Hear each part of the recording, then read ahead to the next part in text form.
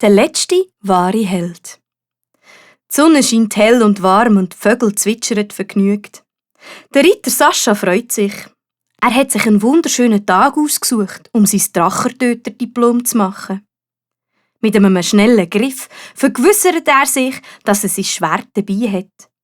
Denn das gehört nämlich zur Grundausstattung von jedem Drachentöter. Genauso wie die Ritterrüstung, das Schild und natürlich das Rössli. Das muss ihn nämlich durch den Wald durchtragen. Am Mittag erreichte Sascha sein Ziel, das Drachental. Vorsichtig lenkt der Ritter sein Ross ins Tal runter. Er kann die Vorfreude auf seinen ersten Drachenkampf kaum bändigen.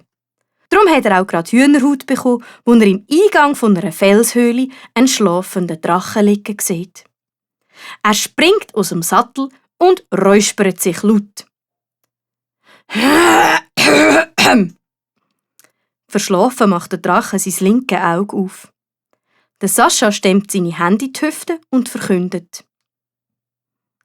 Ich bekomme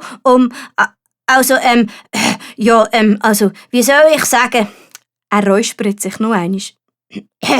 Also, ich bekomme, um dich zu töten und dir einen Schuppen abzuziehen, damit ich mein Drachentöter-Diplom bekomme.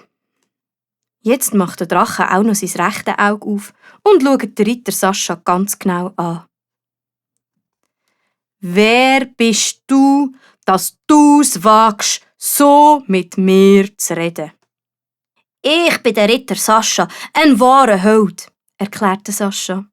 Der Drache schnaubt und kleine Rauchwölkchen steigen aus seinen Nasenlöchern raus.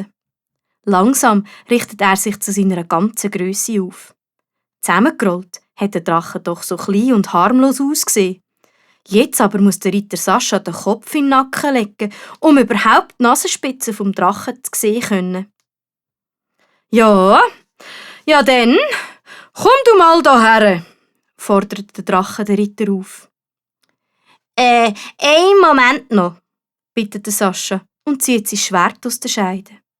Mit ungläubigem Blick beobachtet der Drache, wie seine Gegner vor und zurück hüpft und dabei mit dem Schwert ziellos umfuchtelt. Was soll denn das Umkampel? Knurrt der Drache. Ja, mei, das sind Gänge um Auflockerungsübungen für die Muskeln, erklärte Sascha.